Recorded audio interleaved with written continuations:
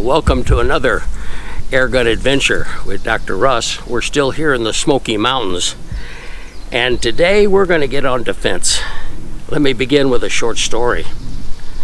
I had this stray dog show up about 2-3 times a week, lift its leg and pee on the same bush in my front yard.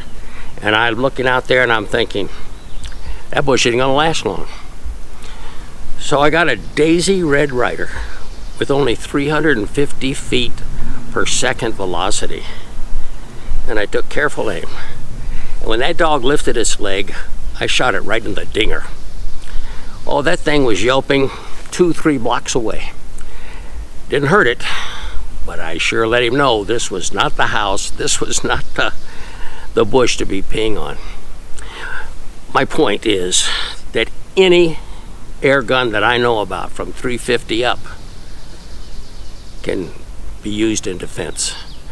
And it takes accuracy and knowledge, and you can do it too.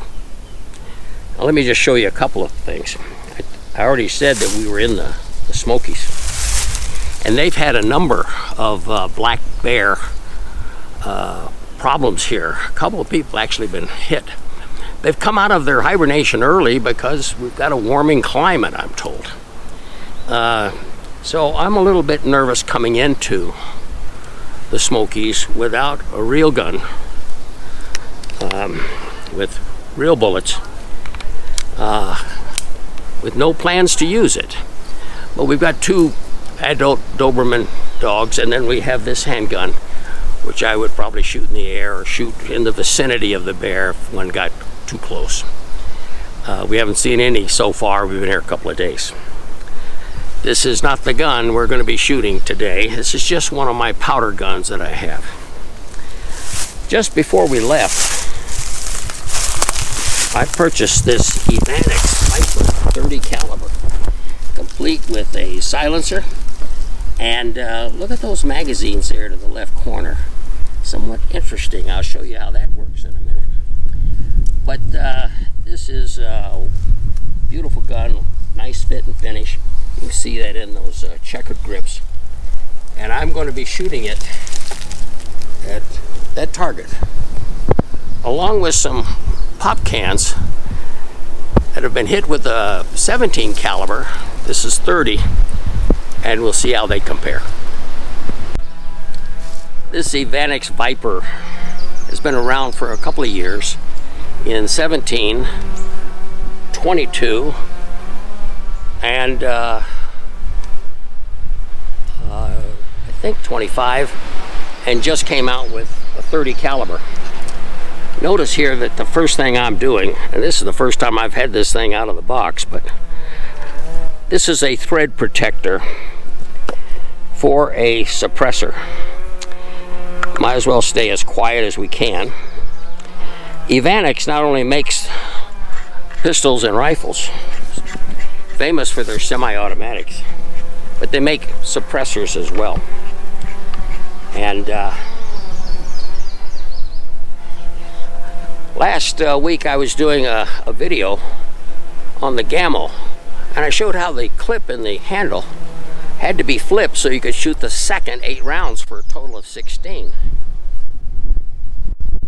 Evanix, I think they've been known for their, see, that's 2 magazines in 30 caliber.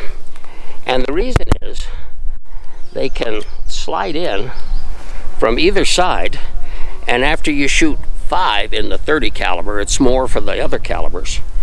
You then can move it over to shoot with the other 5 rounds, so that you can do 10 rounds rather quick. This shoots about 15 with this compressor filled, and it shoots way over 30 foot-pounds of energy when it hits. So it is a powerful steel gun. The power can be adjusted back here with the spring, but right here, this can actually change the air pressure right there at the transfer port. We have a nice air valve and a place to refill. Well, let's take it off of safe and just see if we can't hit Osama bin Laden down there, who's part of our defensive video.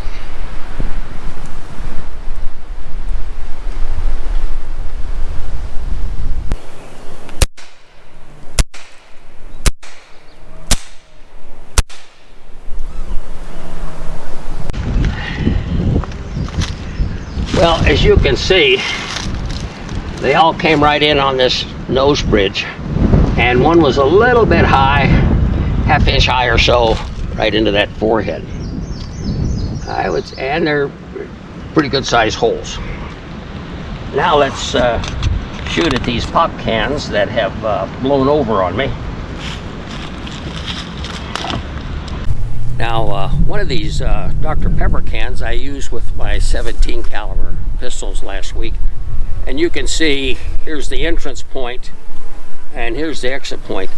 And I think what's important here is that a 17 caliber traveling 430 feet plus or minus in velocity didn't have any problem going through the pepper and front and back sides. Anyway, after I shoot it once with this, I can put the two holes together.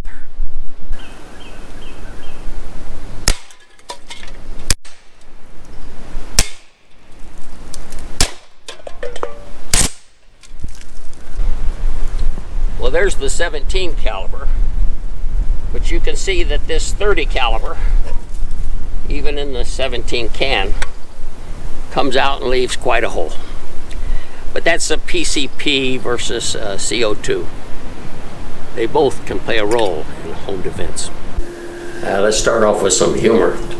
Sometimes I wonder, is it the information on air guns that we give that you want the most, or some good humor? But this state policeman pulled over a farmer, and there were these flies circling around the state trooper who was outside the car there, and he's about to write a ticket.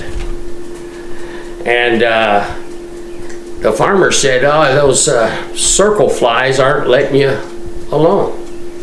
And the state police officer said, "You know, I've been here all my life. I've never heard them called circle flies. Why do you call them circle flies?" And the farmer said, "Well, they often are circling around that back end of a horse." And the police officer said, "Are you calling me a horse's patoot?" He said, "Oh no, officer, I have too much respect for the law to ever do anything like that. I would never do that." But it's kind of hard to fool those circle flies. Let me talk about airgun defense. And the last time I did this, oh my goodness, I think I probably got more negative comments than positive. Probably the one I heard the most was a line out of that Clint Eastwood movie. He's holding a .44 Magnum and he says, "Make my day." And I think a lot of us think in terms of, well, this is a .357 Python Colt replica. This is an air gun. But I think a lot of us says, well, if I've got this, I can get you. I know. This one can get you into more trouble and maybe even get you killed. So let's walk ourselves through defense. As many of you already know, I was a Vietnam infantry officer with the Big Red 1, which was the 1st Infantry Division. Division's about 20,000 troops. I had 44. I came back with 28. So I've had my men killed and I've killed men. And killing is not what you want to do. What you want to do is defend your family, defend your home, in a couple of cases maybe defend the dogs. But you don't want to kill anybody. I'll get to that in a minute. You know, things can change, turn on you in a situation. I don't know if any of you have watched these John Wick movies, but I remember one in which John Wick was all tied up. He's tied behind the chair. 5 or 6 guys are around him, and he's issuing threats to them. And your thought is, how can somebody all tied up, etc., be issuing threats? Well, I admit it's some Hollywood magic there, but he came loose. And then 3 or 4 minutes later, every man in that room was dead, except John Wick. My point is that when we come after somebody with what we think is the big magnum that's going to take care of everything, things can change. You might even get the guy. But maybe one of these bullets or pellets or something went through a wall or bounced back and maybe killed a child, killed a spouse, killed or hurt you. So what we really want to do is be very, very careful when we start talking about defense. And one of the things that I'm going to really be talking about is accuracy. And some of you are prepared to pay that price, and some of you are not prepared to pay that price. You need to shoot about 1,000 rounds of BBs, pellets, slugs out of air guns before you're going to be really good and accurate. And that's kind of the way you want to be if there's going to be a situation with an air gun. So the last thing we want to be is put all the confidence in make my day and put the confidence in you and how smart you are. You'll notice outside, and we've come in, it was just too windy, and I don't have the proper audio portion, so you hear all the wind and not me. But you'll notice that I had a real powder gun when I was shooting an Evanix Viper. That's almost what I do in the house if a burglar showed up. I'm going to do everything I can with air. God bless air. And if that didn't handle the situation and I have to, I could pull out the powder gun. And that's what I was prepared to do outside if a black bear had come along.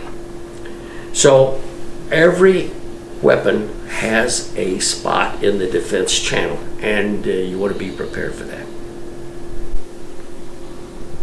In this video on defense, let me teach you some important language that you need to know. If you live here in the United States, but probably any place in the world, you have somebody that's filling the role of attorney general. It could be a city attorney, it could be a state attorney, it could be a federal attorney. And they're going to use some words, some language with the word homicide in it, and you need to know that before you pick up any weapon at all. We certainly know of accidental homicide. Maybe some of you have already been a part of that with an automobile or something and somebody died. Not a pleasant thought, but that's accidental homicide, and you probably didn't spend any jail time unless you had some extenuating circumstances like drunk driving or something like that. There was certainly, we think of James Bond, he was licensed to kill. Yeah, and if you were going to do anything against him, he had the ability to shoot you and have it washed away. A letter to the Attorney General from M5 or whoever that his boss was, and then the case was over. I was in the war. We had like general homicide, just anybody, anything in front of us could die, and we weren't asking any questions at all. And the word I really want you to clue in on here is justifiable homicide. Did you hear that word? Justifiable homicide. You need to justify yourself. For example, if somebody's coming into the house and they're going to steal a $500 TV set, but you're going to take his life, her life, for a $500 TV set, and so the Attorney General is going to weigh these together. $500 TV, 2 in the morning, wasn't even going to wake you up, but you decided to kill him. And you may not pass the justifiable homicide balancing process that Attorney General has. Even if you did, we've got some more problems. What if that burglar was 15, 16 years old? He was going to sell your $500 TV set at a pawn shop for $100 and then buy some marijuana with that, and you took his life. Oh, and you've got to drive down the street, and about 8 houses down, you drive by his house every day with his father in the lawn. Are you ready for that one? So what we want to do is we want to stop, if possible, somebody stealing a $500 TV, and maybe think that killing them isn't exactly that balance that we want the world. And it's not just the Attorney General. How about all the police? How about your friends? How about your mother? they're going to be weighing that too. So what we need to do here while we talk about defense on air guns is to kind of take away that Hollywood picture completely. Let me rule out, we often get guns and prepare the house for some helicopter to come above the house, and ropes are dropped, and 6 ninja types in black outfits come down the rope and onto your roof and into your house. Great movie, great plot. It ain't gonna happen. Now, I can only quote Michigan statistics, but I don't think they could be too far from statistics all over the world. That never happens. But that's what you were preparing for, or possibly preparing for. First of all, 80% of the burglaries in Michigan take place during the daytime, not at night. And while you're gone. How much help did that do if I'm gone? Oh yeah, they stole the $500 TV and my guns. 80% happened during the day. A guy walks up to the front porch in plain daylight. He's holding a Bible or something, maybe some brochures in his hand. He rings the doorbell. He thinks you're away. He hopes you're away. Maybe he prays you're away. And if you're home and by accident, he makes it short and he's gone. But if you don't answer the door, he slips out a pry bar and he's in that front door just as quick as possible. He closes the door behind him and he can steal whatever he wants right then. Maybe including your air guns, powder guns, which are often by the bed or in a closet, and he or she knows that. So that's 80% are in the day. The other 20% are at night. The majority of them are people who come out of a bar at 2 in the morning, half drunk, broke. They spent the Friday night, the Friday paycheck, which they were supposed to take home and pay the rent or whatever, and they spent it in that bar. And they come out and they say, I got to take something home, and they come on your house. So what you did was you potentially shot a drunk at 2 in the morning who just wanted to have some money in his wallet when he went home at night. So that's the scene we're in, not the helicopter. Have you ever had a helicopter go by? Trust me, if a helicopter is just above your roof, shingles are coming off the roof and the noise is so doggone loud, you can't hear yourself think. So what you see in the movies and what happens at your house when you prepare yourself for defense are two different things. Let me share a true story with you. I had an enclosed trailer. This was a pretty good size one, 28 foot long, triple axle underneath it. And I put ATVs and utes, etc. in it. And when we went clear out to Wyoming hunting, I was prepared. But that was just for a week or two of the year. And the rest of the time, I decided to use it as a storage shed at a storage locker place, which had chain link fence and even had some barbed wire on the top. And I put a nice padlock on it. And I stored some lawnmowers and some important things there, using it as a shed in a storage locker. Only to come there one Saturday and my whole door is ripped off. The owner said that the kids were looking for some mini bikes. Fortunately, I didn't have any of those in the shed, in the trailer, but that's what they were looking for. They did take a lawnmower. They took bolt cutters and went right through the chain link fence, and they were in and out of there. Cameras show them at 2 in the morning, and they're in and out of there in no time. So what do? I spent hundreds of dollars, close to $1,000. I had the door put back in, and I put a bigger lock on it, only to find that that door was ripped off a second time, and a few things in it were stolen. You know what I did the third time? I was a little smarter. I put the cheap things, the rakes, the shovels, the hose, some tools in there. And nobody takes tools. And I put them in, still got half of the garage emptied, and I left the lock off the door. After I paid another $1,000 to replace it, I left the lock off the door. Never broken into ever again. No lock. So think about these things as you go about protecting your home. There are some other ways to do it. You could have a burglar alarm system. Now they're kind of expensive. I took my burglar alarm system and I climbed up and I disconnected after the sheriff told me after 3 times, setting it off by accident, that if it was set off again, I was going to be charged $150 each time they came out. So I got up on a step ladder into the ceiling in the basement and I disconnected the phone. Then I called the burglar alarm system and I said, I'm cutting it off. No more alarm. So the fees stopped. The alarm still worked, but there was no call to the police station.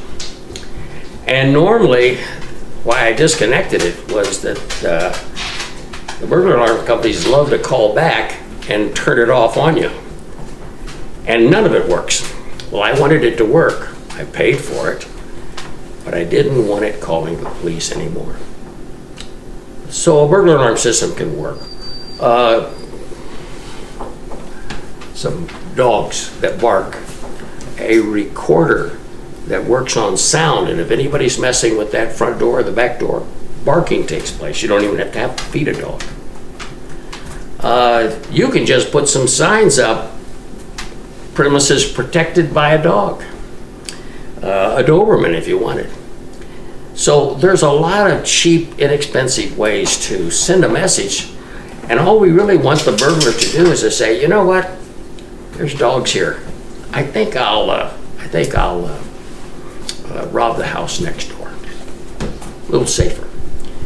You might just leave a dog bowl out on the front porch.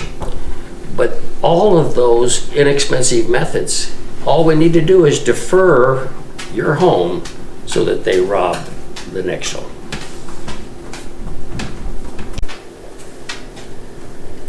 You know, some of you say, well, I don't have a .44 Magnum, but I have an AR-15.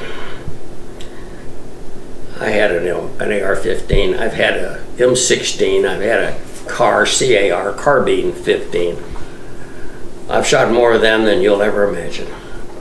More important, I've not only shot them, but I've killed people with them. Let me tell you what happens at a firefight. Because a lot of things can happen when we decide that we're going to shoot.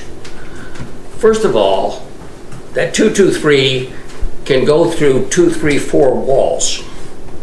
You have anybody living at your house on the other side of those walls? They can go into a neighbor's house. Is he or she going to sue you? Did you want it to go over there? You got to be very, very careful about all that. When we got into a firefight, we waited a half hour. We shot whichever ones were wounded that were still making noise, and then we went over there. There was still danger. Well, there's the standard danger where they've taken a grenade and they've booby-trapped themselves. Some have a gun, and they're ready to come up at the last minute and shoot you. And after you get through all of that, let me give you one more. You know what a forest is like after 2,000-3,000 rounds go through it? And those 223s go through the tree and out the other side. The trees are falling for days. Boom. We were more concerned about the doggone trees falling on us after something like that happened. My point is this. If you're going to be downrange, there's problems downrange.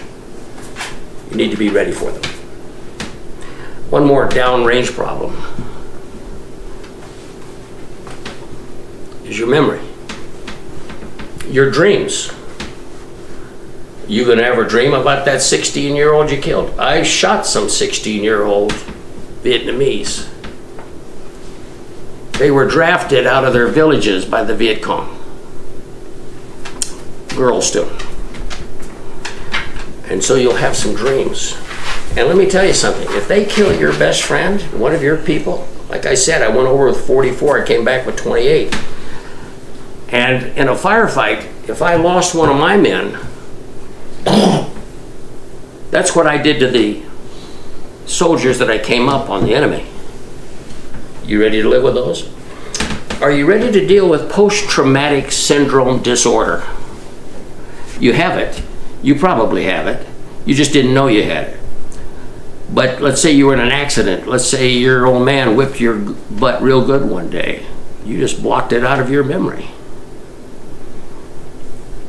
You just might find out that you'll block out an entire war. You'll certainly block out killing anybody. And you don't want to do that. When I blocked out the whole war with my PTSD, I let the Army give me some counseling, and I got back. I can talk about Vietnam anytime now. But when it blocked out the war, it blocked out my college. When it blocked out my college, it blocked out the high school and the elementary school and growing up with my brothers and sisters. Are you ready for that? Because I pulled the trigger and I killed people. And you don't want to go there. PTSD. If I'm ever led to shoot somebody again, I'm going to use an air gun. It's part of my passion, but I'm very good with air guns. And air guns can do a job. You saw them penetrate both sides of a pop can and through the pop and then knock it over. You think it might penetrate skin? I do. I was shot with a paintball gun once. It hit my finger. That thing hurt for 2 days. I thought I was going to have to go to a hospital or something. A paintball gun. Don't go shooting me with soft pel either. I've shot soft pel through a pop can both sides before. So each one of these has a role. And my training is not what the police have and what the Army has, you know, a double tap. Boom, boom, boom, boom. Between those 4 rounds, 99 times out of 10, he's dead. 99 times out of 100, he's dead.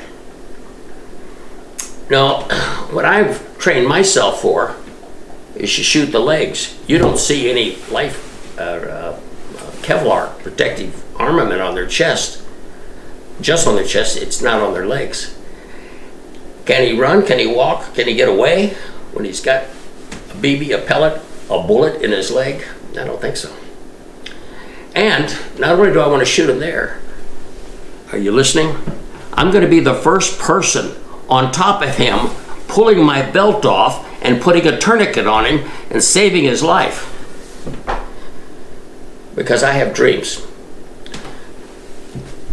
And when the Attorney General comes and the boy's father comes, I want to let him know I spent more time saving his life than taking his life. Home protection.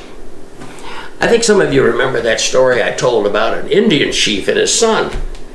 And one day the son came up, he said, "Dad, when am I going to be chief? You know, I'm the fastest on a horse, I throw the spear the best, I shoot the arrow the best. When are you going to let me be the chief?" And the chief said, "Son, when I get up in the morning, I'm worried about the 300 people in these tents here. I'm worried if they've got food. I'm worried if they've got the medicine or whatever it takes to heal them. I'm watching them more than myself. The circle that you have is not around our tribe. It's around your feet. It's me, me, me." Well, when we take that little story and let's go to your home defense. You've got the 357, Python, Magnum, AR-15. And let's say you've even done the practice where you can take the tip off of a match. We have problems. You haven't drawn the circle big enough. my circle around my home defense is far more than just a gun. There is an insect killer at Home Depot and at Lowe's. I think one's in a yellow bag, one's in a white bag. I've had the granules, they don't work so much. This is a white powder. So I walk around the house and I leave this little stream of white powder. I do it about 4 times during the 6 warm months. Insects trying to get in for the winter and insects trying to get out. You want to protect your home from all that. You know what a wife is like when she's seen a spider? You're not going to get any sex on that night, let me tell you that. You've got to protect the house. My wife, while she was single, was in the bathroom one night and she heard something on the other side of the wall. The next day or two, they took that wall down. There were millions of termite ants, carpenter ants, inside that wall. The wall was shot. You could put your fist right through it. They weren't taking care of the insects. They weren't dropping that powder. A lot of critters can do a lot of damage. You ever had squirrels in your attic running around while you're trying to sleep at night? So I've got cages up there. And I've got these little green pellets, not for shooting at a gun, but for killing rats and mice and squirrels. And I have those little feeding stations outside the house and up in the attic. So home defense for me, I've drawn the big circle. And the guy who says, well, I've got this 44 Magnum, so I'm all set. I don't know that he's all set. I don't know that he saw the true the true meaning of defending the castle, the home. And yet that's what we're all here for. Well, let me just finish with one more story. Sometimes I get too serious on this defense topic, but I want you to be serious too. And I think life has to have some balance, so let me share one more piece of humor with you. I'm reminded of the story of the parachutist. He'd gone to a class on how to jump out of a plane and pull ripcord. And the big day came, and the first jump or two was with an instructor tied to him. And then it was his turn to jump by himself. And he did. And he pulled the ripcord, and the chute didn't open. And he pulled the second ripcord for the emergency chute. He had one. It didn't open. And now he's falling through the sky holding 2 pieces of rope to no avail. And as he's falling through the sky, he sees another person kind of flying near him. And he said to the guy, do you know anything about parachutes? And the other guy said, I don't. Do you know anything about gas grills? As he spoke with his smoking shirt and black face. Well, anyway, I hope you learned something today. We're not done with the defense topic. I've got some more handguns to do some reviews on and a few more notes for you that might help you with this whole story. Until then, if you thought that today helped you, let's give me a thumbs up. If it wasn't any good at all and that 44 Magnum is all you need, give me a thumbs down, because I don't think that's all you need. If you have a comment, question, I live for those. Every morning I spend about an hour. Sometimes I get back to you in a day, sometimes in 2 or 3 weeks, but I get back to you. And I look forward to that day. You have a good day.